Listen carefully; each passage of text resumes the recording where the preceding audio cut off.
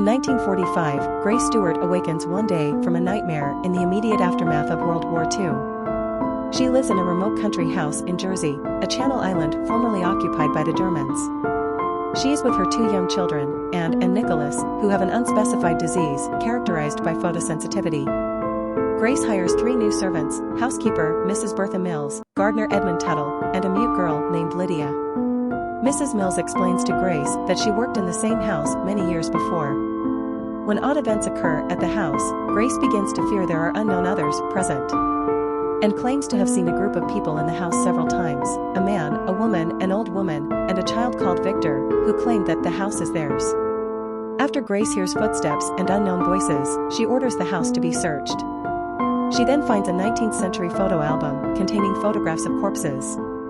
When Grace asks Mrs. Mills about her previous experience in the house, Mrs. Mills recounts that many left due to an outbreak of tuberculosis.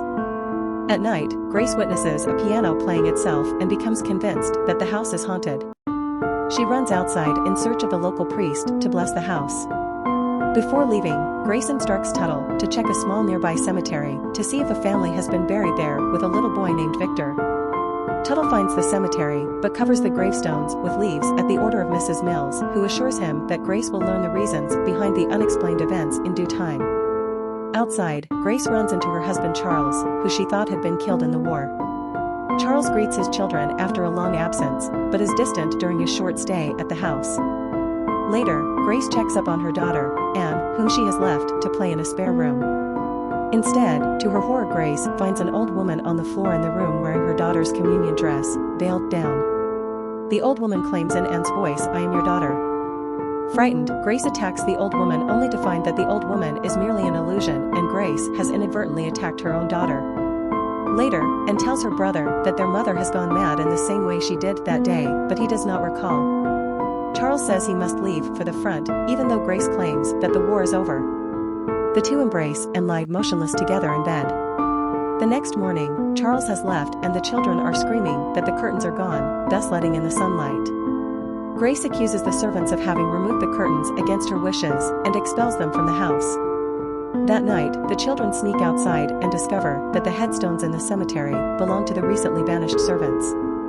The children run away in fear when they turn to see that the servants are approaching them toward the cemetery in the foggy dark of night. Meanwhile, Grace finds a photograph that has slipped out of the Book of the Dead and fallen onto the floor under some furniture.